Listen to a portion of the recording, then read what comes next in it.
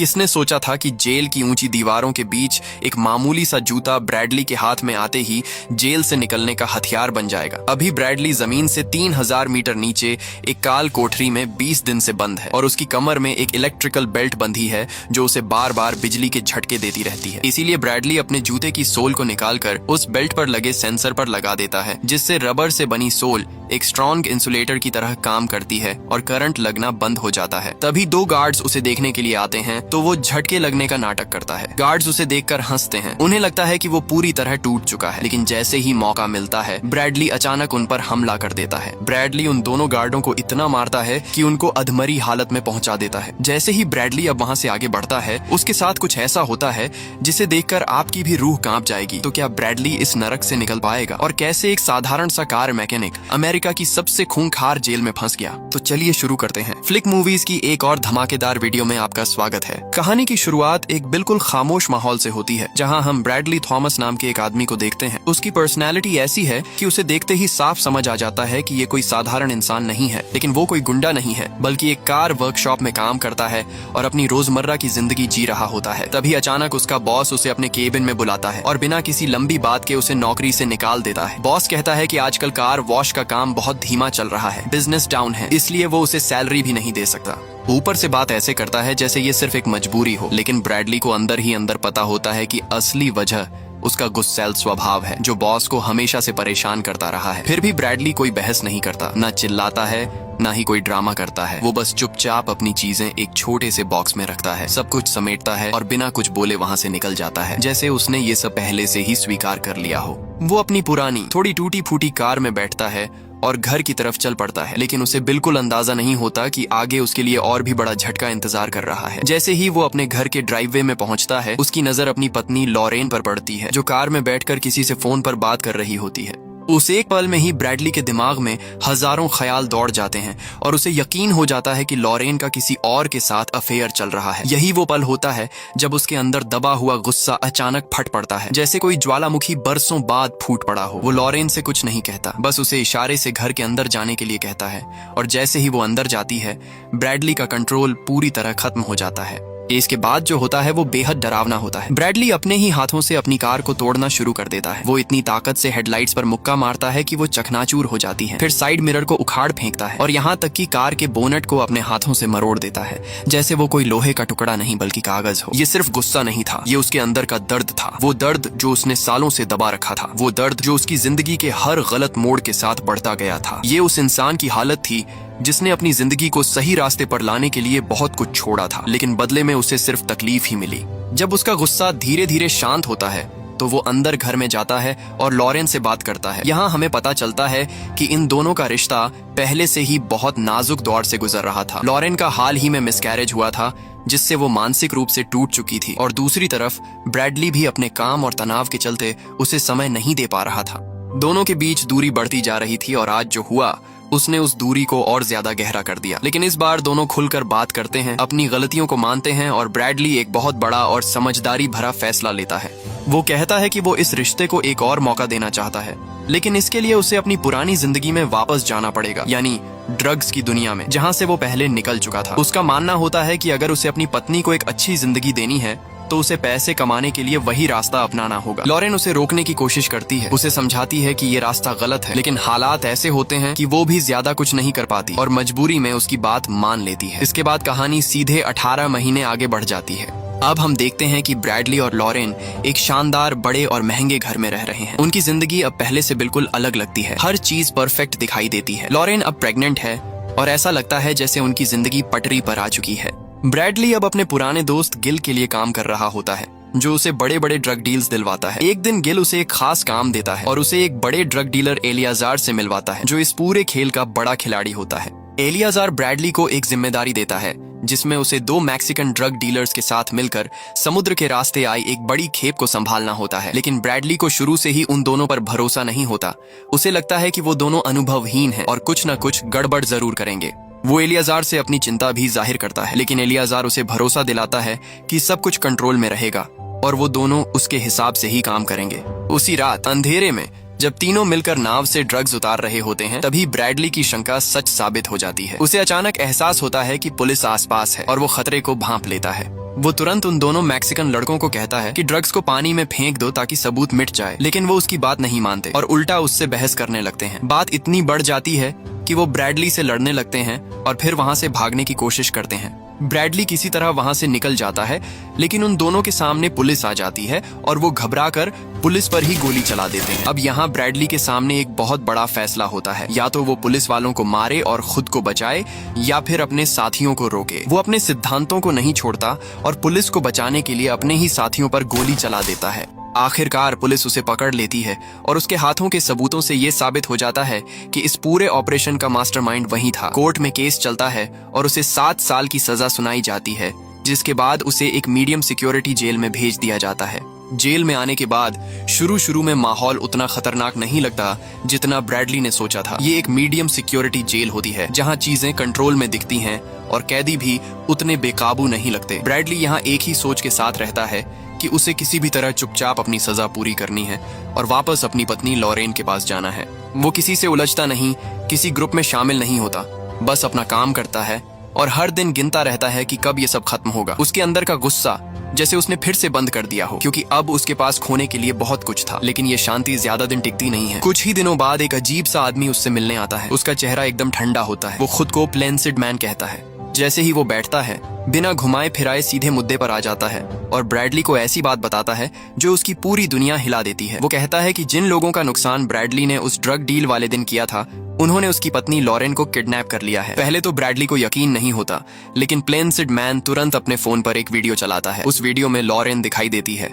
डरी हुई, रोती हुई, मदद मांगती हुई। उसके चेहरे पर साफ दिख रहा होता है कि वो कितनी बड़ी मुसीबत में है। ये देखते ही ब्रैडली के चेहरे का रंग उड़ जाता है। वो कुछ बोल नहीं पाता, लेकिन उसकी आंखों में डर साफ दिखने लगता है। इसके बाद प्लेंसिड मैन उसे और भी बड़ा झटका देता है। वो कहता है कि उनके पास एक डॉक्टर बैठा है जो जबरदस्ती लॉरेन का अबॉर्शन कर देगा, यानी उसके पेट में जो बच्चा है उसे खत्म कर दिया जाएगा अगर ब्रैडली ने उनकी बात नहीं मानी। ये सुनकर ब्रैडली के अंदर जैसे सब कुछ टूट जाता है। अब ये सिर्फ उसकी पत्नी की बात नहीं रही, ये उसके बच्चे की जिंदगी का सवाल बन चुका था।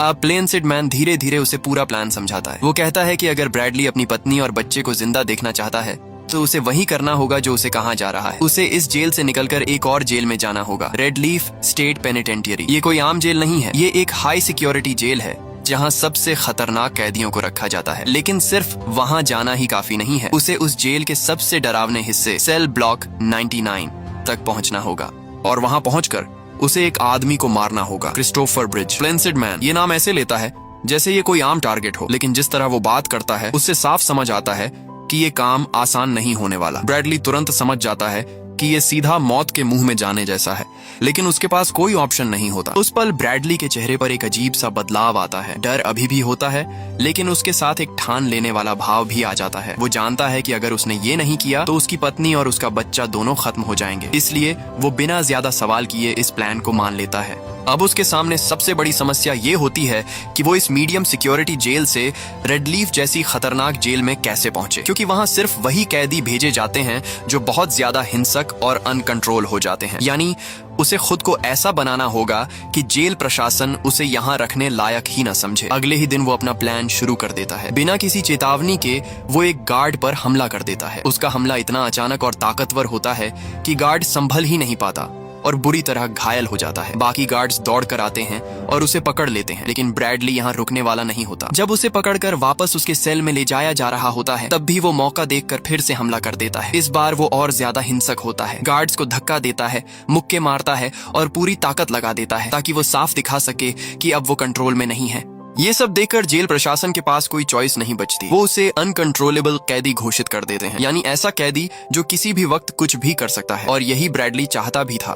फैसला तुरंत लिया जाता है कि उसे यहाँ से हटाकर रेड लीफ स्टेट पेनिटेंटियरी भेज दिया जाए। जैसे ही ये फैसला होता है, ब्रैडली को अंदर ही अंदर समझ आ जाता है कि उसके प्लान का पहला हिस्सा सफल हो गया है, लेकिन उसे ये भी पता होता है कि असली नरक अभी शुरू होने वाला है। जैसे ही वो रेड लीफ जेल में पहुंचता है, वहां का माहौल देखकर ही उसकी समझ में आ जाता है कि ये जगह कितनी खतरनाक है। यहाँ हर चीज में एक डर है। जैसे ही ब्रैडली उस नई जेल की दहलीज पर कदम रखता है, उसे एहसास होता है कि पिछली जेल तो इसके सामने एक 5 स्टार होटल थी। वहाँ का वार्डन टुगन उससे मिलता है। वो उसे इंसान की तरह नहीं बल्कि एक जानवर की तरह ट्रीट करता है। उसकी पूरी तलाशी ली जाती है, उसे अपमानित किया जाता है। वार्डन उसे साफ शब्दों में चेतावनी देता है कि यहाँ कानून सिर्फ उसका चलता है और अगर ब्रैडली ने अपनी पूंछ हिलाने की कोशिश भी की तो उसे ऐसी जगह डाल दिया जाएगा जहां सूरज की रोशनी भी नहीं पहुंचती। इसके बाद ब्रैडली को एक गंदी, बदबूदार और सीलन भरी सेल में डाल दिया जाता है, लेकिन इस बार भी उसका ध्यान इन चीजों पर नहीं होता। उसके दिमाग में सिर्फ एक ही चीज चल रही होती है, उसे किसी भी हालत में सेल ब्लॉक 99 तक पहुंचना है।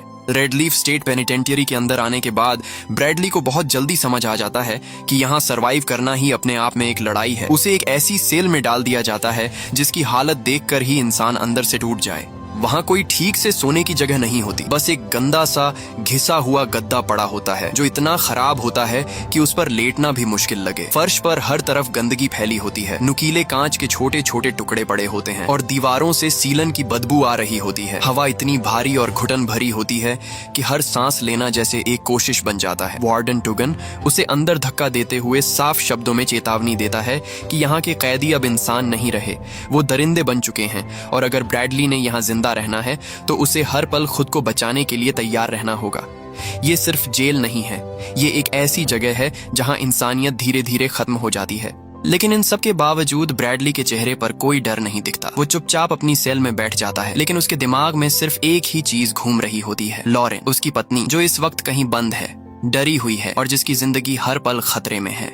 ब्रैडली को पता है कि वो यहाँ किसी आम वजह से नहीं आया है। उसका एक मिशन है, क्रिस्टोफर ब्रिज नाम के कैदी को ढूंढना और उसे मारना। यही एक रास्ता है जिससे वो अपनी पत्नी और अपने बच्चे की जान बचा सकता है। इसीलिए वो अपने आसपास के माहौल से ज्यादा अपने अगले कदम के बारे में सोचता रहता है। कुछ समय बाद जब उसे थोड़ी देर के लिए बाहर लाया जाता है तो वो बाकी कैदियों को ध्यान से देखने लगता है। हर किसी के चेहरे पर एक अलग कहानी होती है, कहीं गुस्सा, कहीं पागलपन, कहीं हार मान लेने वाली खामोशी। तभी उसकी नजर एक ग्रुप पर पड़ती है जो जिम एरिया में एक्सरसाइज कर रहा होता है। उनके शरीर मजबूत होते हैं, उनकी बॉडी लैंग्वेज से साफ दिखता है कि वो यहाँ के सबसे खतरनाक कैदियों में से हैं। ब्रैडली पास खड़े एक कैदी से पूछता है कि ये लोग कौन हैं, तो वो कैदी उसे बताता है कि ये जेल के सबसे खूंखार लोग हैं और यहाँ कोई भी इनसे पंगा लेने की हिम्मत नहीं करता। इतना सुनना ही काफी होता है। ब्रैडली बिना कुछ सोचे समझे सीधे उनके पास चला जाता है और अचानक उनसे भिड़ जाता है। ये कोई गुस्से में किया गया फैसला नहीं होता, बल्कि एक सोच समझकर उठाया गया कदम होता है। उसे पता है कि अगर उसे जल्दी से जल्दी सेल ब्लॉक 99 तक पहुंचना है तो उसे ऐसा कुछ करना होगा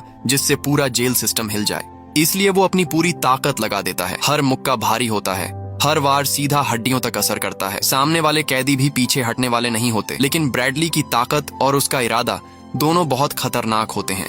लड़ाई इतनी तेज और हिंसक हो जाती है कि पूरे एरिया में हड़कंप मच जाता है। गार्ड्स तुरंत वहां पहुंचते हैं और चिल्लाकर उसे रुकने के लिए कहते हैं, लेकिन ब्रैडली जैसे अब सुन ही नहीं रहा होता। जो भी उसके सामने आता है वो उसे गिरा देता है, उसकी हड्डियां तोड़ देता है। कुछ ही पलों में कई कैदी जमीन पर पड़े कराह रहे होते हैं। गार्ड्स उसे पकड़ने की कोशिश करते हैं, लेकिन वो उन्हें भी धक्का देकर गिरा देता है। यहाँ तक कि एक गार्ड उसे डराने के लिए हवाई फायर करता है, लेकिन ब्रैडली पर उसका भी कोई असर नहीं पड़ता।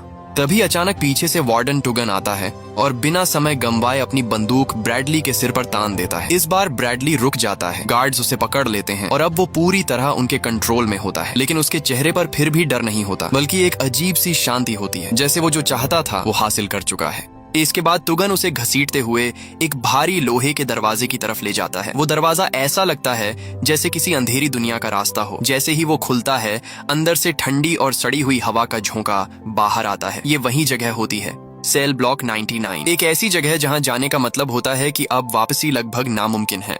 अंदर ले जाकर वार्डन टुगन उसे सबक सिखाने के लिए एक स्टन बेल्ट पहनाता है। ये कोई आम बेल्ट नहीं होती, इसमें इलेक्ट्रिक शॉक देने का सिस्टम होता है जिसे बाहर से कंट्रोल किया जा सकता है। जैसे ही वार्डन बटन दबाता है, ब्रैडली के पूरे शरीर में तेज करंट दौड़ जाता है। उसका शरीर अकड़ जाता है, वो दर्द से जमीन पर गिरकर तड़पने लगता है। हर झटका इतना तेज होता है कि किसी भी इंसान का हौसला टूट जाए।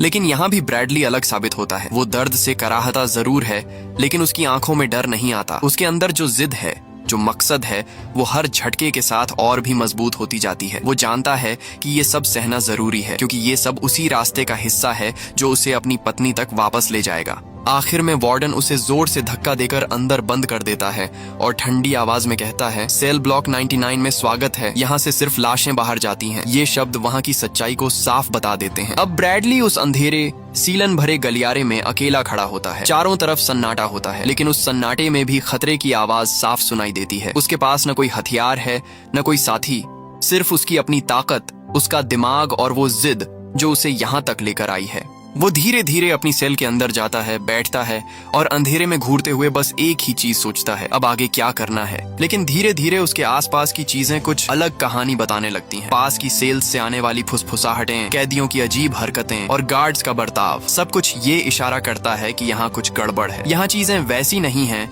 जैसी उसे बताई गई थी। कुछ देर बाद गार्ड्स उसकी सेल का दरवाजा खोलते हैं और उसे बाहर आने के लिए कहते हैं। उसे पूरी तरह जंजीरों में जकड़ दिया जाता है, हाथ, पैर, कमर सब कुछ कस कर बांध दिया जाता है ताकि वो जरा भी हिल न सके। फिर उसे एक गुप्त कमरे की तरफ ले जाया जाता है जहाँ का माहौल और भी ज्यादा डरावना होता है। जैसे ही वो अंदर जाता है, उसके सामने जो लोग खड़े होते हैं उन्हें देखकर उसे तुरंत समझ आ जाता है कि असली खेल अब शुरू होने वाला है। वहाँ एलियाजार खड़ा होता है और उसके साथ वही 2 मैक्सिकन आदमी होते हैं जिनके साथ वो उस रात काम कर रहा था। उन्हें देखकर ब्रैडली को एक पल के लिए हैरानी होती है, लेकिन अगले ही पल सब कुछ साफ होने लगता है।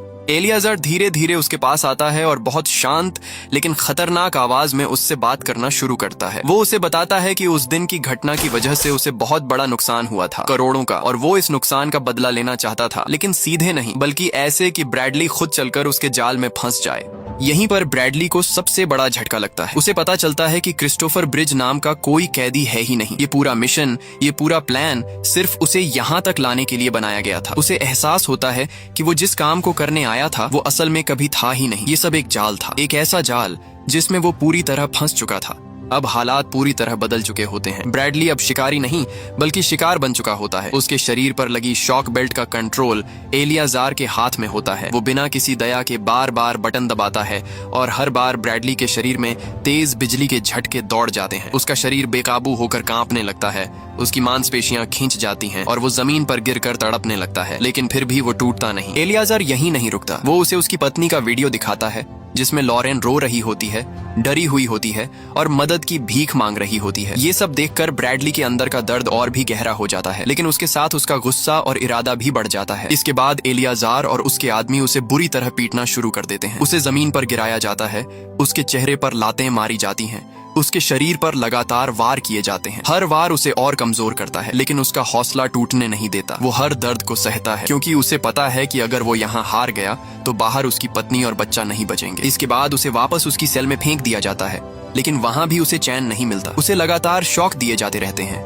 जिससे साफ हो जाता है कि एलियाजार अभी भी उसे तड़पाना चाहता है। काफी देर तक ये सब चलता रहता है और फिर अचानक सब शांत हो जाता है। इसी बीच ब्रैडली की नजर अपने जूते पर जाती है और उसके दिमाग में एक प्लान आता है। वो धीरे धीरे अपने जूते की सोल निकालता है और उसे शॉक बेल्ट के सेंसर पर लगा देता है, जिससे बेल्ट काम करना बंद कर देती है। ये एक छोटा सा कदम होता है, लेकिन यही उसकी सबसे बड़ी उम्मीद बन जाता है। जब अगली बार गार्ड्स उसे लेने आते हैं तो वो झटके लगने का नाटक करता है। गार्ड्स उसे देखकर हंसते हैं, उन्हें लगता है कि वो पूरी तरह टूट चुका है। लेकिन जैसे ही मौका मिलता है, ब्रैडली अचानक उन पर हमला कर देता है। वो दोनों गार्ड्स को इतनी बेरहमी से मारता है कि वो वहीं गिर जाते हैं। ब्रैडली उन दोनों गार्डों को बुरी तरह मारकर अधमरी हालत में कर देता है और अब रुकने वाला नहीं था। अब ब्रैडली एक घायल जानवर की तरह बेकाबू हो चुका था। वह सीधा एलियाजार के कमरे में जाता है, उसे बुरी तरह मारता है, उसका गला दबाता है, उसकी एक टांग तोड़ देता है और एलियाजार के गले पर अपनी उंगलियां कसते हुए उसे फोन मिलाने के लिए कहता है। ये वही फोन कॉल था जिसका इंतजार वो पिछले कई हफ्तों से कर रहा था। दूसरी तरफ